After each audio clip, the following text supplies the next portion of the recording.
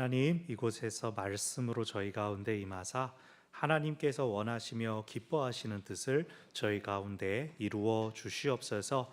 아멘. 순종하며 따라가는 저희들이 되게 하여 주시옵소서. 예수님의 이름으로 기도합니다. 아멘. 여러분, 독서 많이 하세요. 책 읽다 보면은 그 책에 나오는 인물들의 이 자신을 이입시키는 일들이 많이 있습니다. 나라면 어떻게 했을까? 그리고 책을 딱 덮고 나면 나도 이렇게 살아보면 좋겠다. 나도 이런 인물을 닮고 싶다 할 때가 있죠. 목회자들은 성경을 읽으면서 내가 모세처럼 온유할 수가 있을까? 엘리야나 세례 요한처럼 권력 앞에도 당당할 수가 있을까? 반대로 이제 이사야처럼 빨가벗고 지내라든가 호세아처럼 못된 마누라 잘 챙기며 사랑해라 하시면 어떡하지? 그럽니다. 근데 이제 이런 인물들은 다 또 선지자들이죠.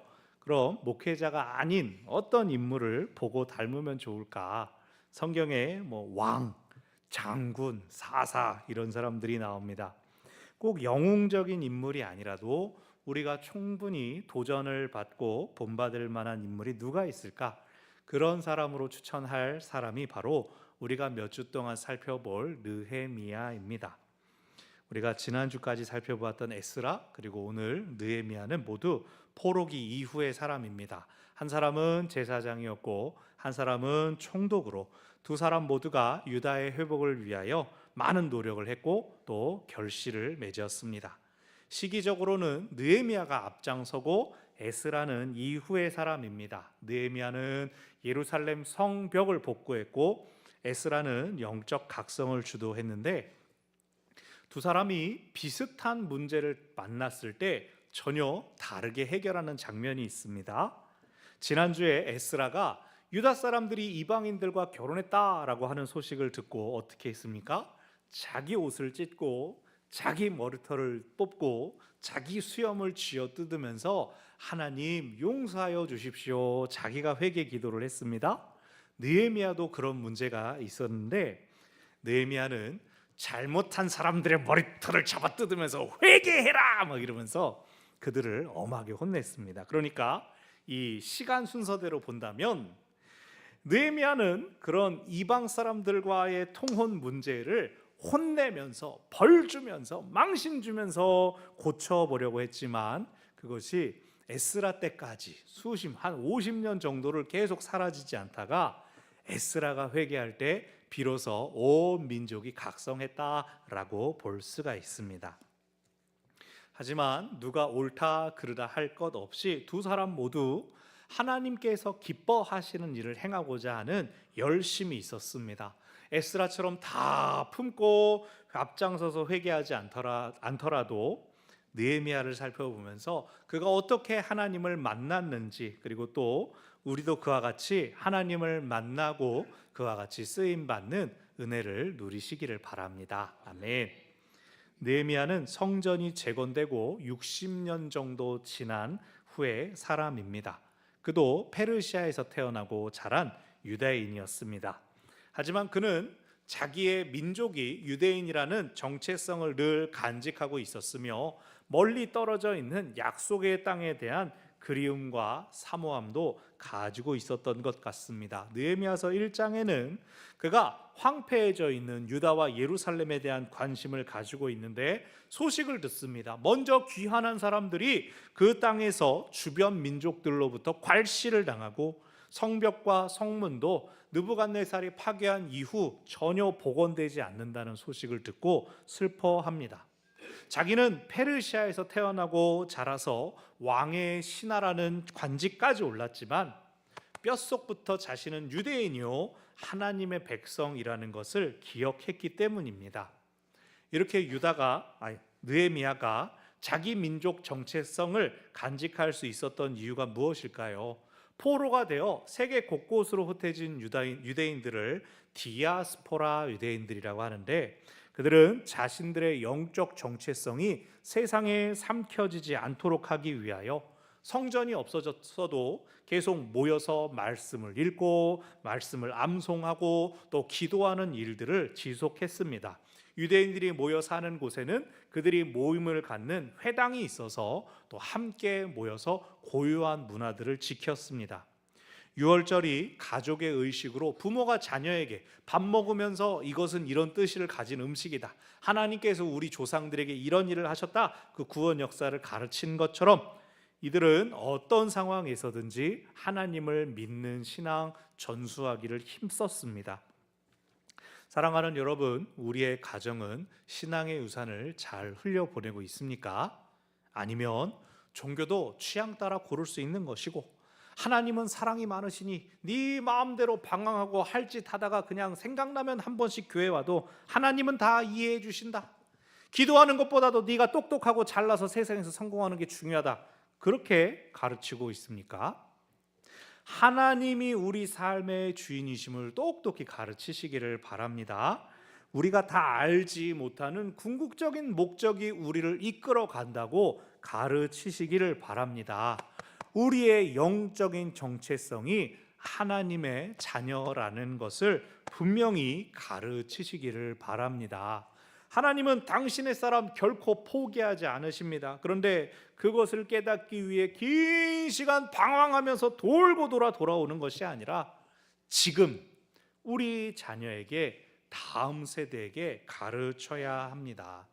교회는 전인적인 인간을 만드는 곳입니다. 그냥 기도할 땐 눈 감는 거야, 이 찬양 이렇게 부르는 거야, 이때 일어나고 앉는, 이런 걸 가르치는 게 아닙니다.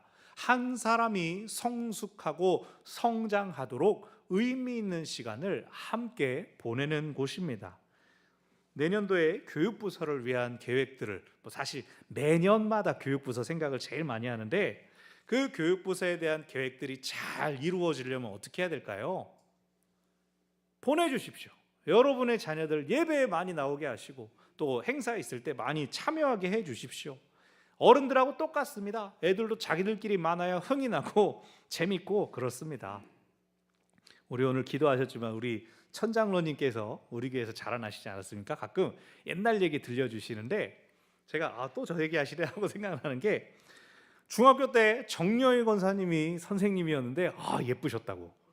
이게 내가 아플 때마다 나를 자꾸 기도해 주셨다라든가 전락을 자주 이런 게 아니라 예뻤다고 말씀해 주시는데, 그 기억 가지고 지금도 훌륭하게 자라나셔서 교회 일 하고 계시지 않습니까?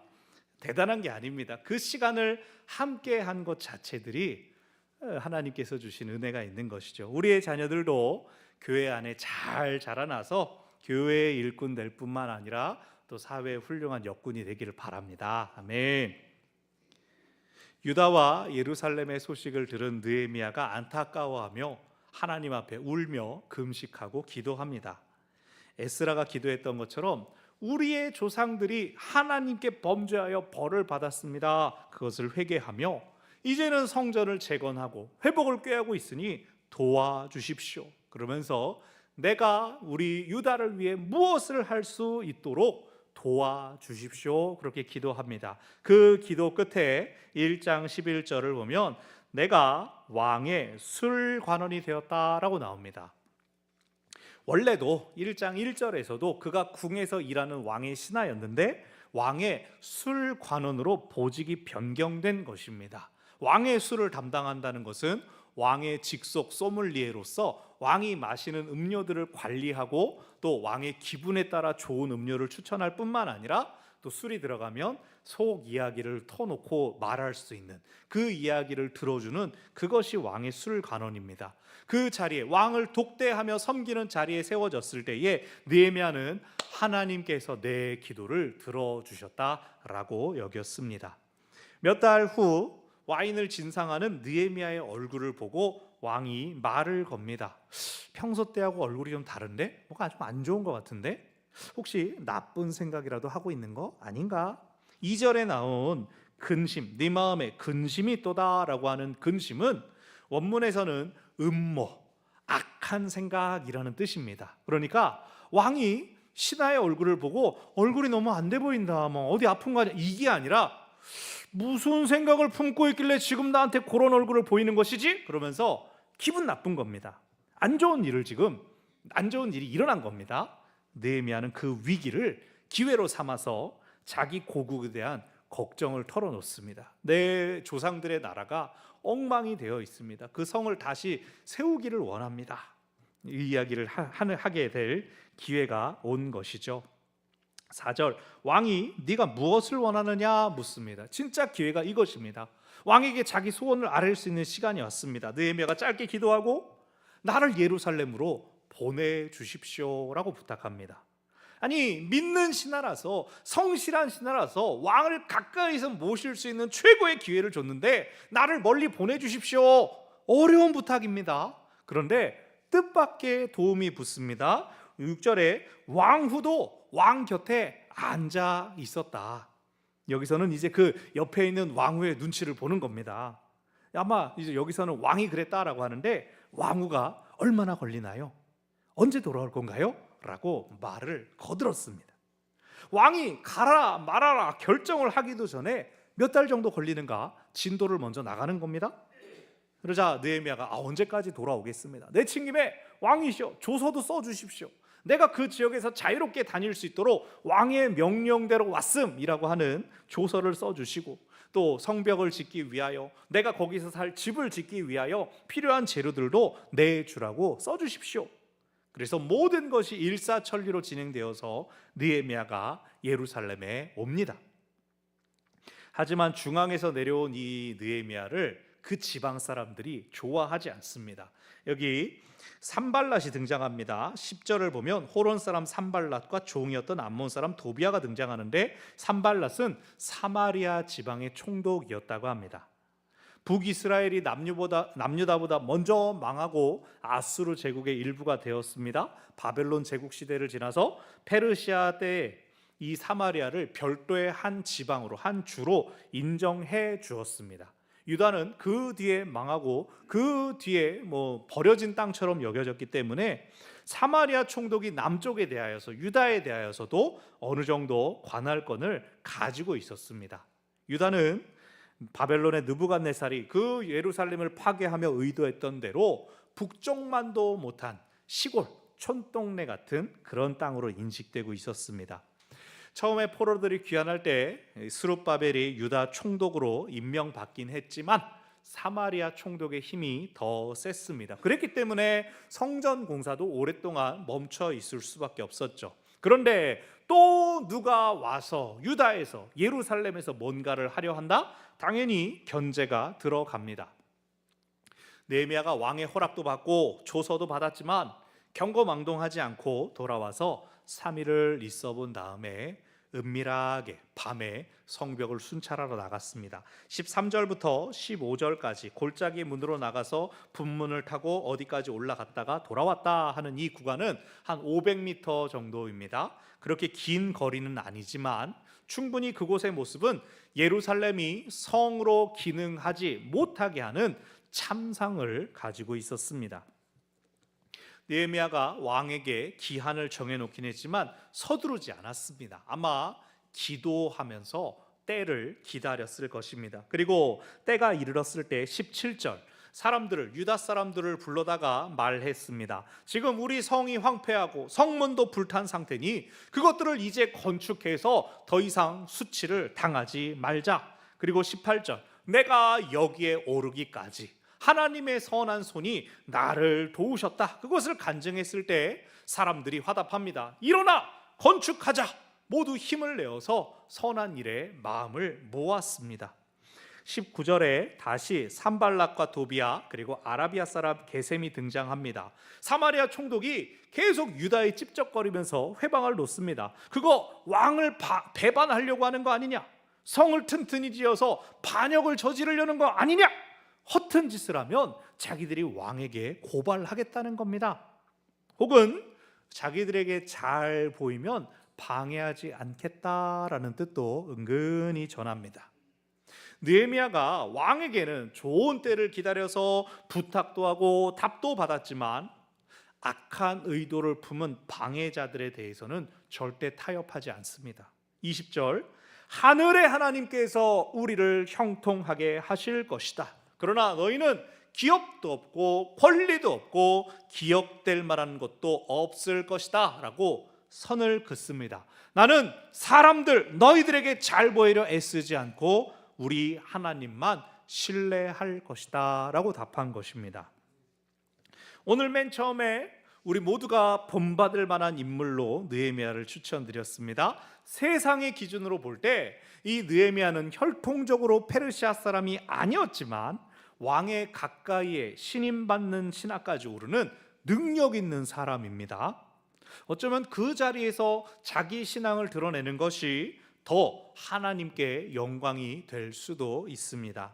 하지만 느헤미야는 자기의 영광과 자리만으로 만족하지 않았습니다. 그의 마음은 아직까지 무너져 있는 예루살렘으로 인해 아파했습니다. 성전이 재건되었지만 예배 장소가 회복된 것만으로 만족하지 않았습니다. 여전히 사람들이 거주하기에는 불편한 상태였거든요.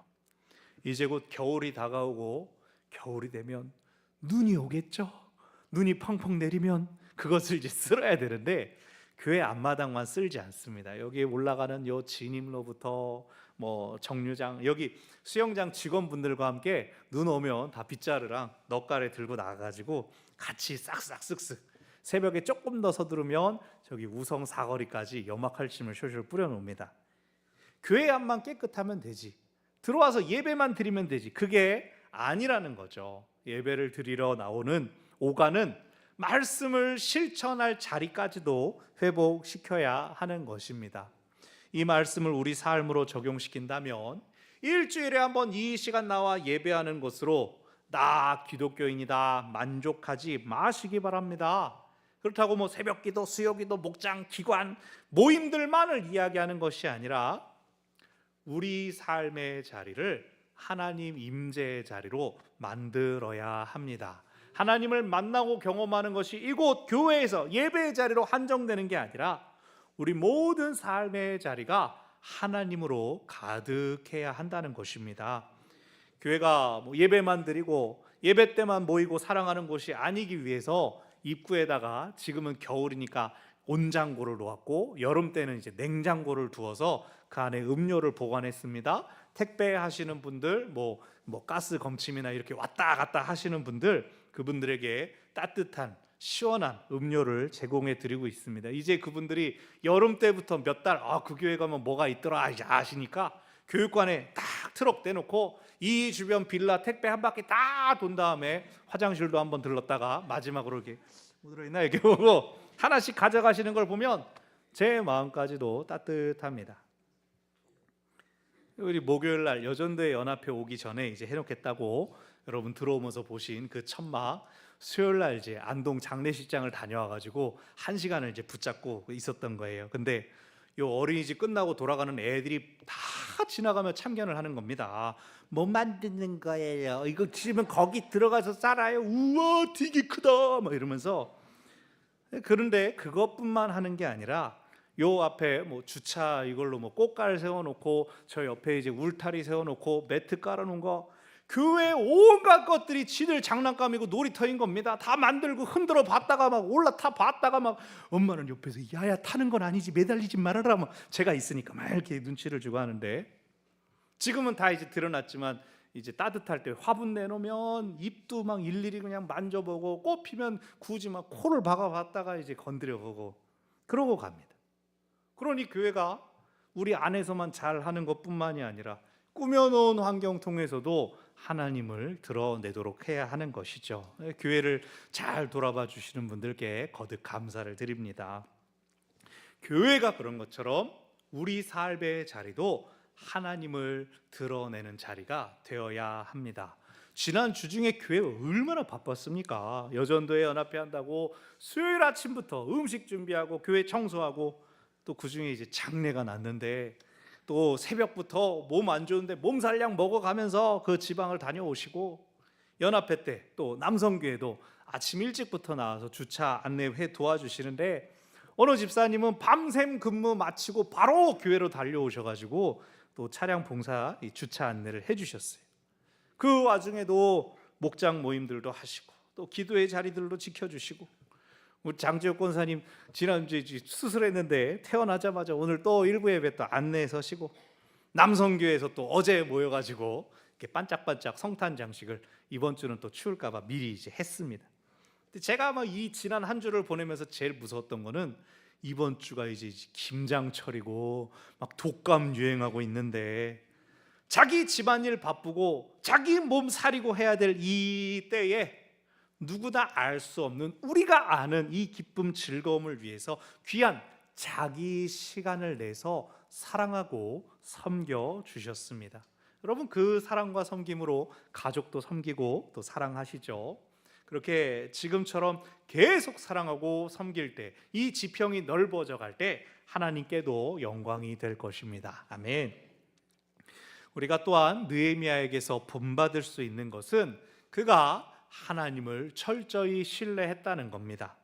고국을 사랑하는 마음으로 하나님께 울며 금식하며 기도했습니다. 하나님의 인도하심과 도우심을 구했습니다. 그런 그에게 길이 열리고 문이 열리는 것을 하나님의 선한 손이 나를 도우셨다라고 고백합니다.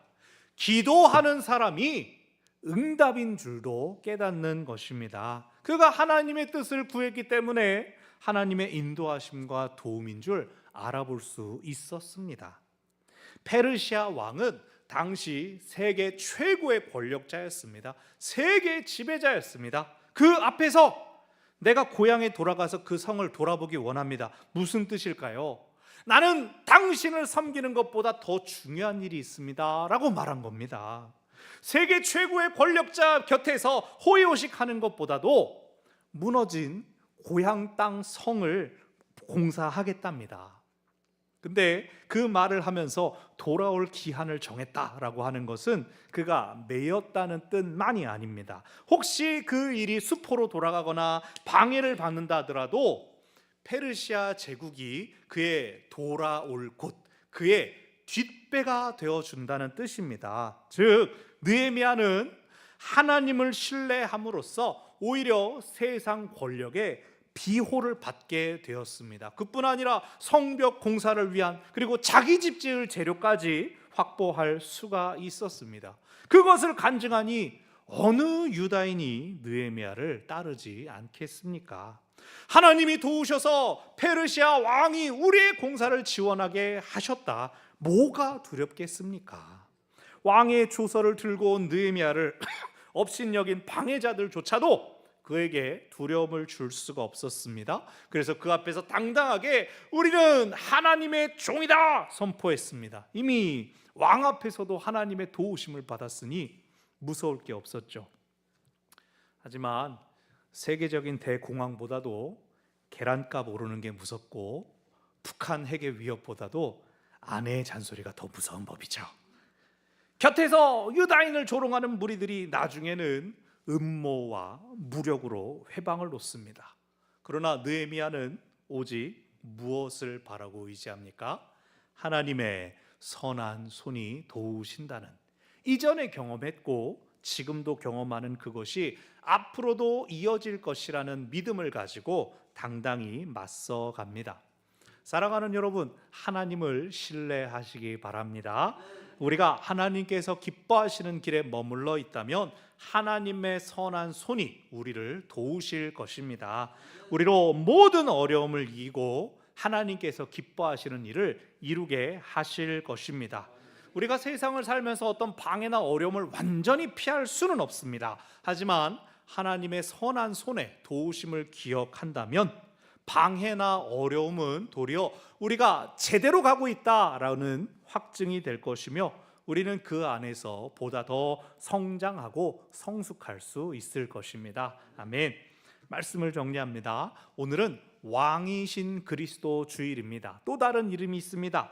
영원의 날 혹은 죽은 자들의 날이라고도 부릅니다. 교회 공동체에서 돌아가신 분들의 이름을 부르며 신앙의 유산을 기리기 때문입니다. 그런데 작년 12월부터 올해까지 이번 주까지 한 해의 교회력을 보내는 중에 우리 성도분들은 한 분도 떠나지 않으셨습니다. 다만 우리 성도의 가족이 별세하셨습니다. 정덕진 장로님의 선 어머니 고 전경순 집사님, 비록 몸은 떠났지만 하나님 안에 여전히 연결되어 있음을 기억합시다. 사랑하는 여러분, 남은 우리 삶의 자리를 하나님 임재의 자리로 만드시기 바랍니다. 언제나 하나님을 신뢰하시기를 바랍니다. 우리 하나님의 선한 손이 우리를 도우사 우리를 통하여 하나님의 귀한 역사가 이 우리 가정과 이 지역과 나라, 민족, 열방 가운데에 나타날 것입니다. 아멘. 기도하겠습니다.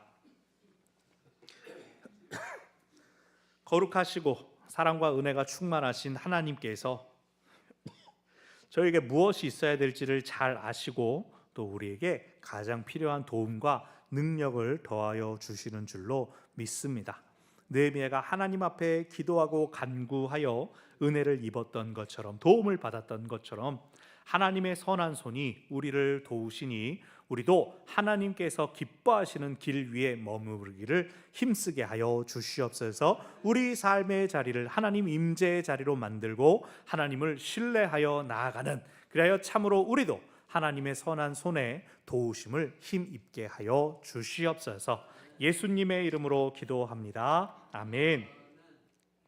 말씀을 기억하며 찬송가 370